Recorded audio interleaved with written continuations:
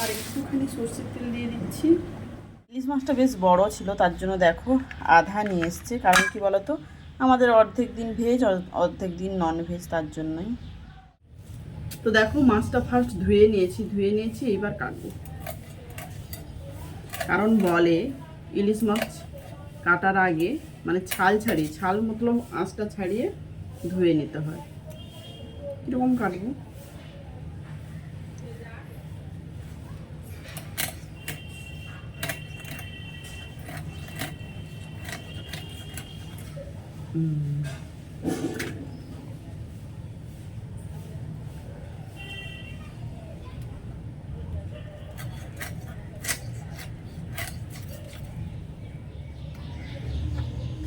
এই যে 10 পিস হলো, মতলব পেটি আর গাদি নিয়ে। চলো এবার রান্না স্টার্ট করি। রান্না সব রেডি হয়ে গেছে, এখন খেয়ে নিচ্ছি। আগে খেয়ে দিয়ে রান্না বসাবো। তো ব্রেকফাস্ট নিয়ে বসে গেছি। এইটা দেখো আমার প্রতিদিনের ব্রেকফাস্ট। দুধ, কলা, মুড়ি আর কয়েকটা খেজুর নিয়েছি। তো মানে কী বলবো, সকালের ব্রেকফাস্টটা অন্য কিছু ভালো লাগে না, বেশ দুধ কলা দিয়ে রুটি বা মুড়ি এইসবই ভালো লাগে। তো প্রতিদিনই এটা আমি প্রায় খাই। তো আজকেও সেম। তো খেয়ে দিয়ে তারপরে রান্নাটা বসাবো, নাহলে খেতে খেতে রান্নাটা ঠিকঠাক হবে না। তো ব্রেকফাস্ট কমপ্লিট, এবার করব রান্নাটা। তো আমরা ইলিশ মাছ মানেই বুঝি যে সর্ষে দিয়ে রান্না করতে হবে, বাট আজকে আমি সর্ষে দিয়ে করবো না, করবো জিরে দিয়ে। ঠিক আছে, তো ফার্স্ট আমি জিরেটা খানিকটা নিয়ে নিচ্ছি।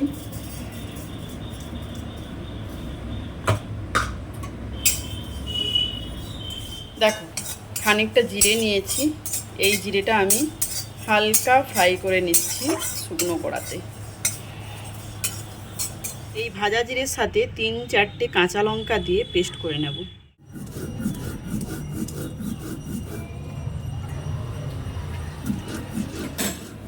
আজকে তো আমি শেষ। লঙ্কা অ্যাকচুয়ালি বাটা হয় না, বেটেছি। হাত এখন থেকেই জ্বলছে, জানি না পরে কী হবে। তো মাছগুলো আজকে একটু ভুলভাল কাটা হয়ে গেছে, মানে কোনোটা একদম মোটা, কোনোটা একদম পাতলা। ঠিক আছে, আমরা 5 জন, তো 5টা গাদি নিয়ে নিচ্ছি আর 5টা পেটি ভাজা খাবো।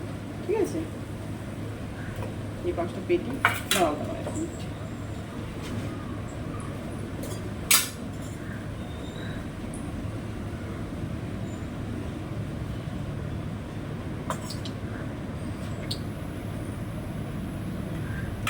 খেতে পারিনি। তো দেখো একটা পেটি ভেজে নিচ্ছি, কারণ বাবা একটু পরেই খেতে চলে আসবে। বাবারটা বসিয়ে দিলাম। তো এইখানে দেখো 5 পিস মাছ নিয়েছি। এর মধ্যে এই যে জিরে বাটা, ওই না লঙ্কা বাটা করেছি, এটা এর মধ্যে দিয়ে দিলাম। ওই খাচ্ছে দেখো।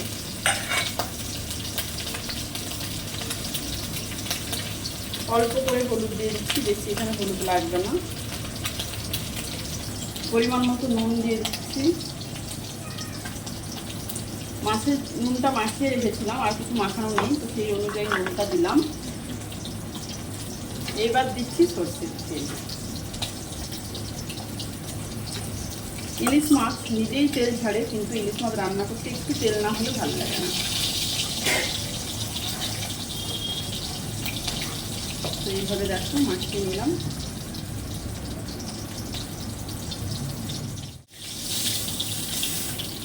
মাছ ভাজাটা তেল সহ তুলে রাখছি, কারণ এই তেলটা ভাত দিয়ে মাখিয়ে খেতে আমার তো ভীষণ ভালো লাগে। তো আশা করবো সবারই, সব বাঙালিদের এই ইলিশ মাছের তেলটা দিয়ে ভাত খেতে বড্ড ভালো লাগে। অনেকে আবার আছে ইলিশ মাছ খায় না, জানি না বাবা, কাঁটার ভয়ে খায় না অনেকে।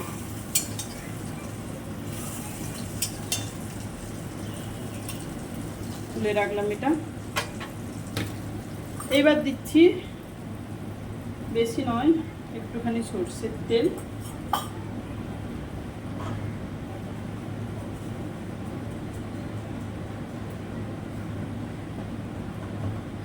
রান্নাটা সাদা জিরে আর কালো জিরে দিয়ে দিচ্ছি কালো জিরে।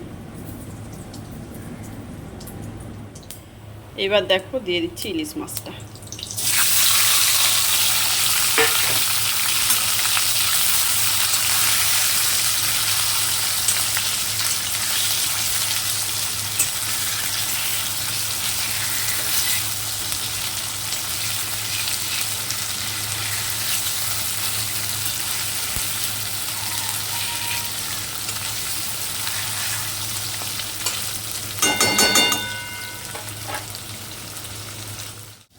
ইলিশ মাছে কিন্তু কখনোই পেঁয়াজ রসুন দিয়ে রান্না কখনোই ভালো লাগে না। ইলিশ মাছের যে টেস্টটা ওটা পেঁয়াজ রসুন দিলে কিন্তু অতটা থাকে না।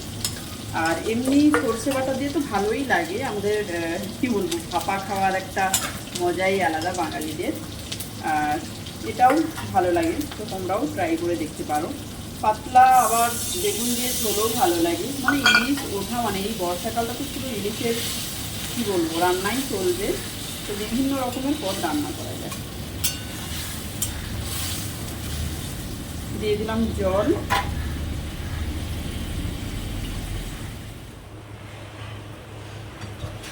তো দেখো জল দিয়ে দিয়েছি, একটুখানি আঁচ কমিয়ে এখন 10 মিনিটের মতো ঢাকা রাখবো। 10 মিনিট হয়ে গেছে। এই যে দেখো ঝোল অনেকটাই শুকিয়ে গেছে, আর শুকানো যাবে না, কারণ ইলিশ মাছ মানেই ওই ইলিশ মাছের একটুখানি যে ঝোল থাকবে ওই ঝোলটা দিয়েই খাওয়া, মানে ডাল ডাল আর খাবে না। এমনি আমাদের প্রতিদিন ডাল করতে হয়, কিন্তু যেদিন ইলিশ মাছ হয় সেদিন মানে যত ঝোল না হলেও চলবে, একটুখানি হলেই চলবে, মানে ইলিশ মাছের একটু ঝোল হলেই চলবে। তো যাই হোক লাস্টে দিয়ে দিচ্ছি এখন কাঁচা লঙ্কা।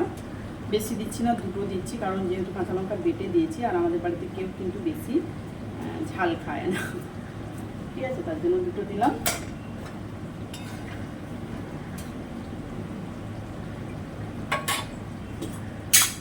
লাস্ট আর একটুখানি সরষের তেল দিয়ে দিচ্ছি,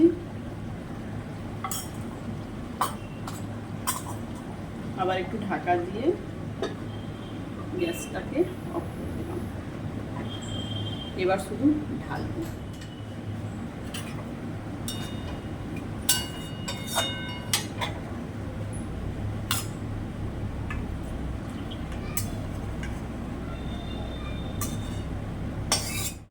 লুকটা দেখো শুধু, তো ঝোলটা গাঢ় গাঢ় হবে না, একটু পাতলা হবে, কিন্তু ওপরে দেখো তেলটা পুরো ভেসে থাকবে।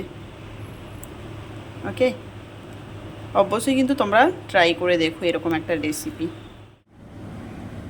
তো চলো আজকের ভিডিও এতটাই। ভিডিও ভালো লাগলে অবশ্যই লাইক করো, শেয়ার করো, কমেন্টস করো। আর যারা যারা নতুন রয়েছে এখনো পর্যন্ত চ্যানেলটা সাবস্ক্রাইব করোনি তাদের বলবো ভিডিও যদি ভালো লাগে অবশ্যই চ্যানেলটা সাবস্ক্রাইব করে দিও।